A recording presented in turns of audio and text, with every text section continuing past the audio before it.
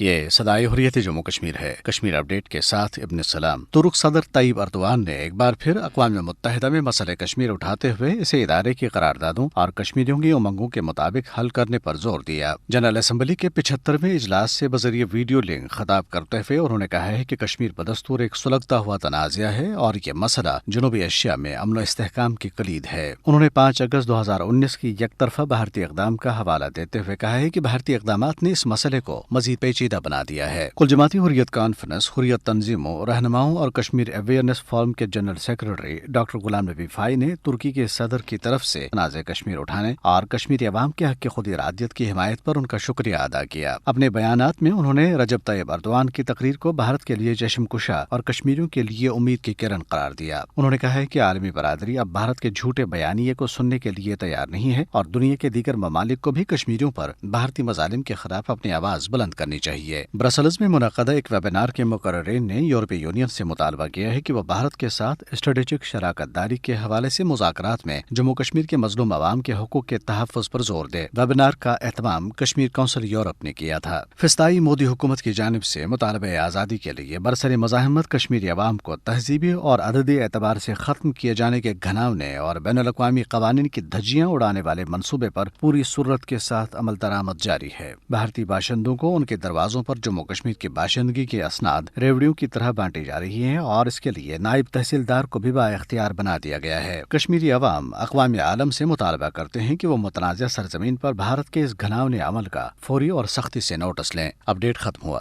نریندر مودی کی زیر قیادت RSS کی فسطائی حکومت اپنے ہندوتوا ایجنڈے کے نفاذ کے لیے جہاں وسیع پیمانے پر کشمیریوں کے قتل عام میں مصروف ہے، وہاں کشمیر میں آبادی کے تناسب کو تبدیل کرنے کے لیے بھارتی ہندوؤں کی آباد کاری کا سلسلہ بھی تیز کر دیا گیا ہے۔ ہندوتوا کے علمبرداروں نے 5 اگست سال 2019 سے اب تک لاکھوں بھارتی باشندوں، جن میں ہندو انتہا پسند عناصر اور بھارتی فوجی بھی شامل ہیں، کو کشمیر کے ڈومیسائل جاری کر کے عالمی قوانین کی دھجیاں اڑا دی۔ اس کے علاوہ کشمیریوں کی زمینوں اور ان کے قدرتی وسائل پر قبضے کے لیے نئے مسلم کش قوانین بنائے گئے ہیں۔ ان تمام نوآبادیاتی اور سامراجی اقدامات کا مقصد کشمیریوں سے ان کی جداگانہ شناخت اور تہذیب چھین کر ان پر ہندو بالادستی کا نظریہ مسلط کرنا ہے۔ اگرچہ برہمن سامراج نے اپنا بیمار نظریہ مسلط کرنے کے لیے کشمیریوں کو گزشتہ 14 ماہ سے 10 لاکھ فورسز کے بلبوتے پر یرغمال بنا رکھا ہے اور ان کے تمام انسانی، سیاسی، سماجی اور مذہبی حقوق چھین لیے ہیں، تاہم ان تمام تر اقدامات کے باوجود نہتے اور محصور کشمیری عوام کمال جذبے کے ساتھ اپنی بقا کی جنگ لڑ رہے ہیں۔ کشمیری عوام نے یہ عزم کر رکھا ہے کہ وہ RSS کے مکرو عزائم کو کبھی کامیاب نہیں ہونے دیں گے اور وہ عزت کی موت کو ترجیح دیں گے، لیکن ہندوتوا دہشت گردی کے سامنے اپنا سر نہیں جھکائیں گے۔ کشمیری عوام کو امید ہے کہ اقوام متحدہ اور انصاف پسند اقوام مسئلہ کشمیر کے حل اور ہندوتوا دہشت گردی کے سدباب کے لیے ضرور آگے آئیں گے، اور اگر دنیا نے اب بھی غفلت برتی اور کاروباری مفادات کے تحت بھارتی جرائم کی پردہ پوشی کی تو یہ ایک بہت بڑے المیہ کا پیش خیمہ ثابت ہو سکتا ہے۔